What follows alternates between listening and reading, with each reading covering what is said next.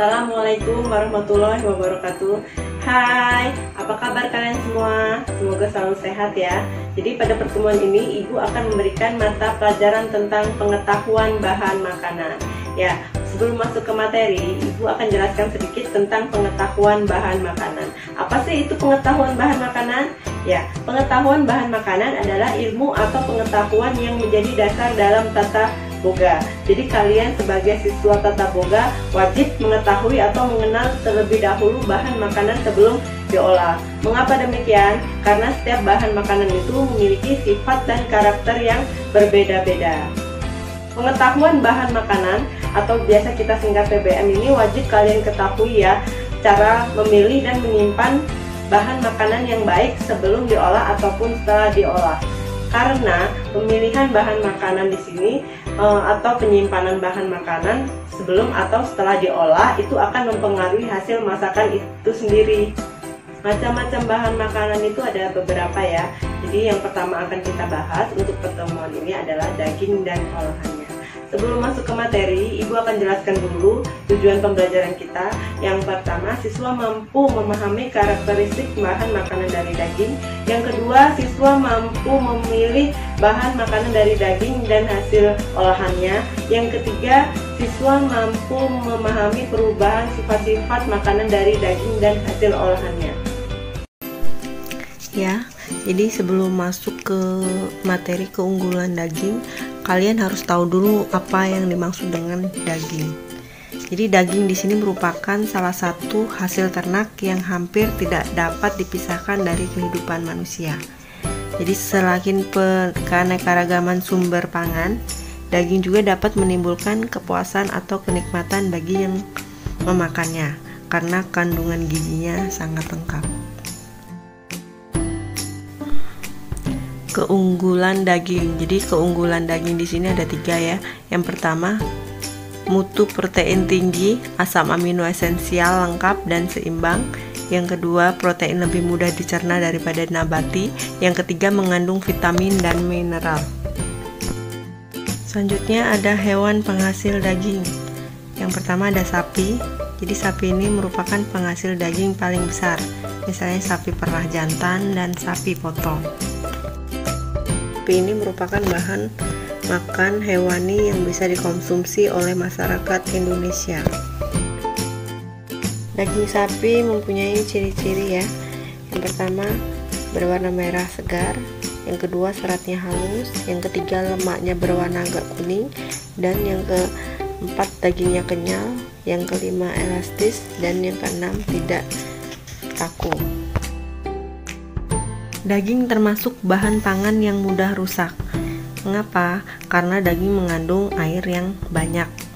Selanjutnya, karena daging memiliki zat-zat nutrisi yang cukup baik serta tidak mempunyai pelindung sehingga mudah dicemari oleh mikroba yang akan merusak daging tersebut. Jadi kerusakan pada daging ini dapat ditandai dengan adanya perubahan fisik dan kimiawi seperti perubahan aroma, tekstur, dan penurunan kandungan gizi. Selanjutnya yang kedua ada kambing.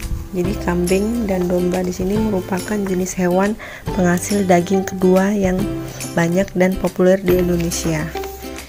Daging kambing di sini berbeda dengan daging sapi atau daging kerbau ya. Jadi daging kambing di sini mempunyai aroma yang keras dan tajam. Warnanya lebih muda dibandingkan dengan sapi, apalagi kerbau. Dan ototnya mempunyai serat yang lebih halus. Yang ketiga ada kerbau. Jadi kerbau ini merupakan sumber daging di daerah tertentu ya. Misalnya di Pekalongan. Ciri-ciri daging kerbau itu berwarna merah tua, seratnya lebih kasar daripada daging sapi, lemak daging kerbau berwarna kuning dan juga keras. Yang keempat, kuda. Jadi kuda ini merupakan sumber daging yang digunakan di daerah tertentu, misalnya di Yogyakarta dan Segoroyoso, Bantul. Struktur dan komposisi daging. Jadi jaringan tubuh hewan ini tersusun oleh 5 ya. Yang pertama ada kulit, 2 jaringan lemak, 3 jaringan otot, 4 jaringan ikat, kolagen dan elastin. Yang kelima ada tulang. Jadi di sini ada perbedaan daging dan karkas ya.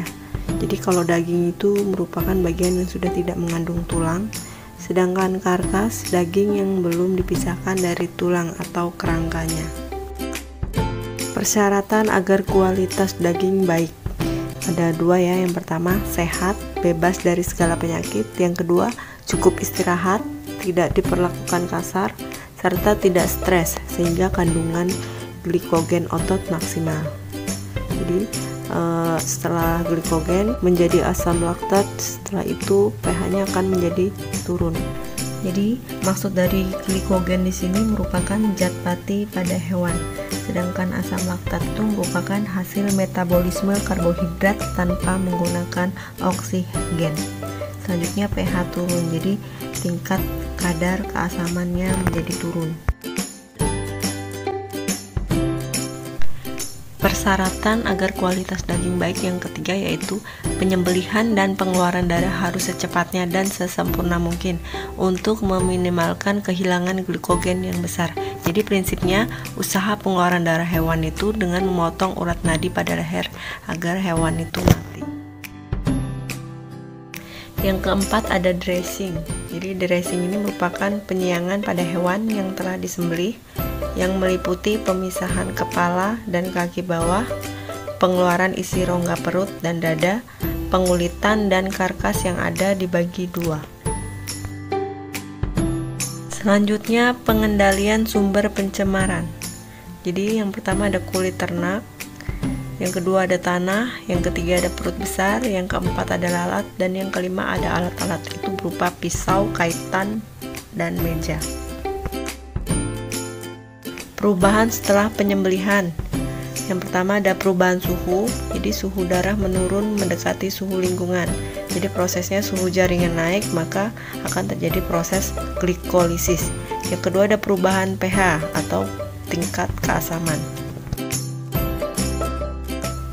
Selanjutnya egging. Jadi egging ini merupakan penanganan daging segar setelah penyembelihan dengan cara menggantung atau menyimpan selama waktu tertentu pada suhu di atas titik beku yaitu min 1,5 derajat. Setelah itu ada proses penyembelihan. Penyembelihan ini berupa daging. Selanjutnya rigor mortis. Jadi rigor mortis itu merupakan daging yang menjadi lebih keras dan alot. Kemudian setelah fase rigor mortis dilewati, maka jaringan otot pada daging mengalami fase pasca rigor. Tujuan aging. Jadi tujuan aging di sini ada 5. Yang pertama, agar proses pembentukan asam laktat dari glikogen sempurna, pH turun. Yang kedua, pengeluaran darah lebih sempurna.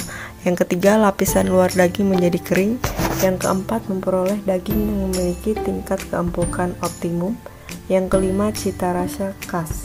Kriteria kualitas daging. Yang pertama, keempukan atau kelunakan. Jadi keempukan atau kelunakan di sini ditentukan kandungan jaringan ikat dan umur hewan. Yang kedua, kandungan lemak atau marbling. Jadi marbling di sini merupakan kandungan lemak di antara otot.